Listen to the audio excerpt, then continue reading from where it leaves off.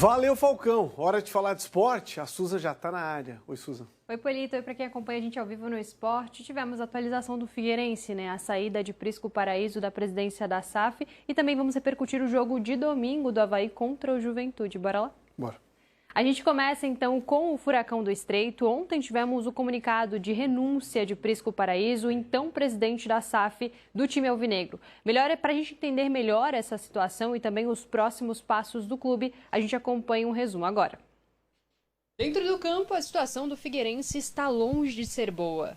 Esse é o 6º ano na Série C do Brasileiro, além do rebaixamento para a 2ª divisão do estadual. Nos bastidores, o aumento de dívidas, protestos da torcida e a não homologação dos membros da SAF pelo Conselho Deliberativo impulsionaram a crise. Diante desse cenário, Prisco Paraíso anunciou nesta segunda-feira a renúncia ao cargo de presidente da SAF do Figueirense. Em um vídeo de pouco mais de 11 minutos, Prisco relembrou a trajetória no clube. O então presidente estava na diretoria do Furacão pela 2ª vez desde 2020.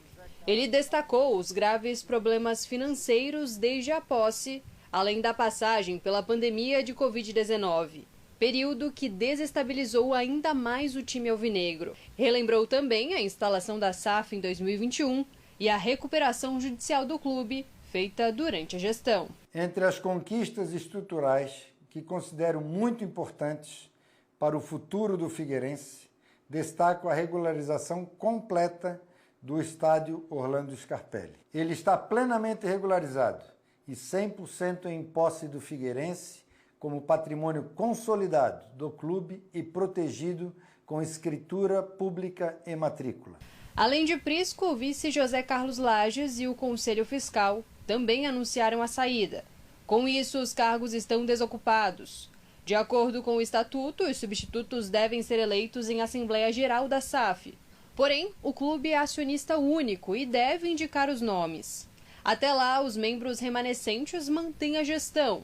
No fim do pronunciamento, o ex-presidente afirma que sai com a consciência tranquila em relação ao trabalho realizado. Prisco destaca que irá se dedicar à família e aos projetos pessoais, seguindo apenas como sócio e torcedor do Figueirense. Fiz tudo pela dedicação e pelo amor ao clube no objetivo de estruturar e renegociar uma dívida gigantesca que não foi feita por nós. Sempre tive apenas um objetivo: ajudar a resgatar e devolver ao clube do meu coração um caminho de sucesso, um caminho de longo prazo, um caminho exitoso, um caminho perene.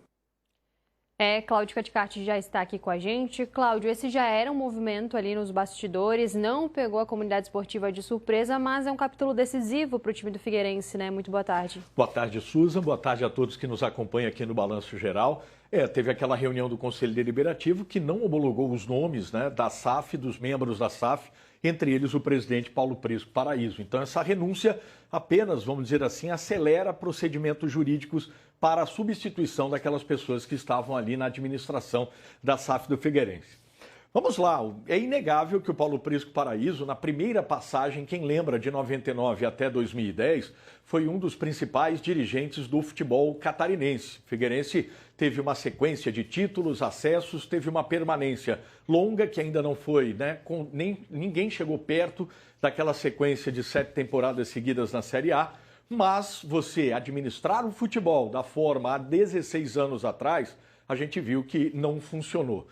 Tudo bem que nessa segunda passagem, que começou em 2020, teve esses avanços em relação a agora tem a escritura do estádio, tem o terreno do ginásio, que é um patrimônio importante, que inclusive está incluído nas propostas para a SAF do Figueirense, e isso é inegável. Mas o principal, o objetivo do clube é futebol. E no futebol foi um desastre a gestão de futebol desde 2020. E isso acaba, logicamente, influenciando diretamente numa SAF, que é empresa, em que não entrega os seus objetivos, principalmente dentro de campo. É natural uma mudança. E o Conselho Deliberativo já tinha decidido pela mudança, pela não homologação dos nomes. Agora, como a gente já corrigiu no Jornal ND, com a não homologação, os cargos não ficavam vagos, né? Apenas só poderia ter a mudança com a vinda dos novos nomes.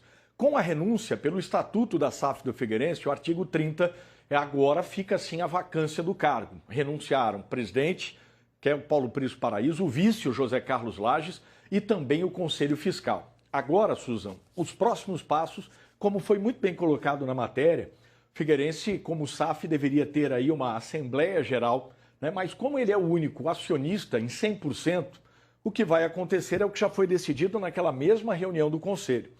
O presidente do Figueirense, José Tadeu da Cruz, com o presidente do Conselho Deliberativo, doutor Antônio Miranda, qual eu conversei na tarde de ontem e já tem os 5 nomes definidos. Vai ser convocada ainda essa semana uma reunião do Conselho Deliberativo para a semana que vem, onde esses nomes, ainda fechados a 7 chaves, serão colocados aos conselheiros e feita a votação da homologação. Sendo homologado, eles substituem esses que acabaram de sair. E o presidente do Conselho Deliberativo diz que é um nome de consenso com o presidente do próprio Figueirense e que vai, vamos dizer assim, atender os anseios da comunidade do Figueirense. Nomes novos, sem aquelas figurinhas carimbadas e que vão fazer essa transição até a venda da Sociedade Anônima do Futebol do Figueirense. É o que a gente espera, a gente segue acompanhando essa situação e trazer, então, ao longo dessa semana, então, os nomes, né? Já teremos esses 5 nomes aí propostos por essa equipe. Agora a gente fala sobre o outro time da capital, né, Cláudio? A gente teve a estreia do Avaí na Série B do Brasileiro domingo. O Avaí bateu o Juventude diante do torcedor lá na ressacada. O time gaúcho estava sem perder na temporada de 2026, uma invencibilidade aí de 12 jogos e somando aí o Campeonato Nacional e também o Gauchão.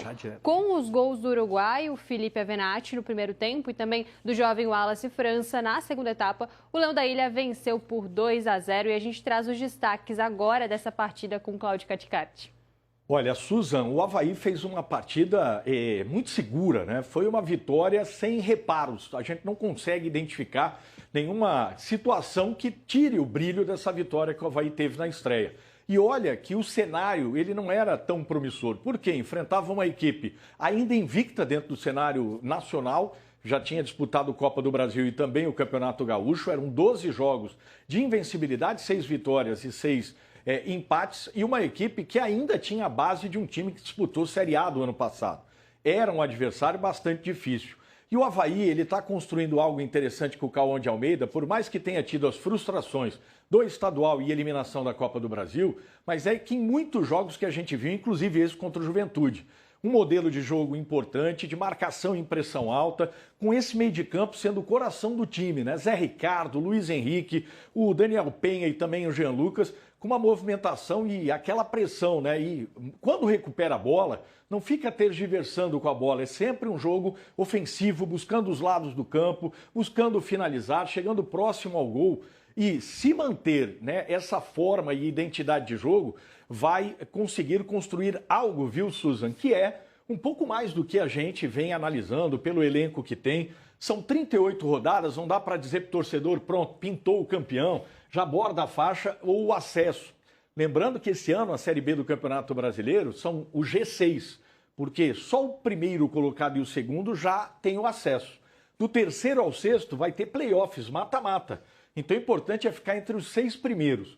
Claro que é uma estreia dentro de casa, o Avaí teve, né, esse trabalho de continuidade desse modelo de jogo, essa identidade, mas para sustentar 38 rodadas, o Avaí, a hora que for possível, a gente entende o cenário financeiro, mas se puder dar mais subsídios, opções para o treinador, vai ser importante. Jogadores se lesionarão, né, e o Avaí precisa de substitutos, vai ter, né, cartões e suspensões. O Avaí precisa de substitutos para esses jogadores importantes, Taylor, Daniel Penha, Jean Lucas. O elenco ainda não te traz aquela esperança já de acesso, mas é um começo, é a primeira rodada e ao longo do tempo, mantendo essa competitividade e agregando novos valores, por que não? Pode sonhar sim por acesso. Tá aí, Cláudio Caticati, muito obrigada pelos esclarecimentos de hoje. Te esperamos amanhã aqui no Esporte. Show de bola. Amanhã a gente vai falar de Copa Sul-Sudeste e o Avaí inserido. Até amanhã. Até lá.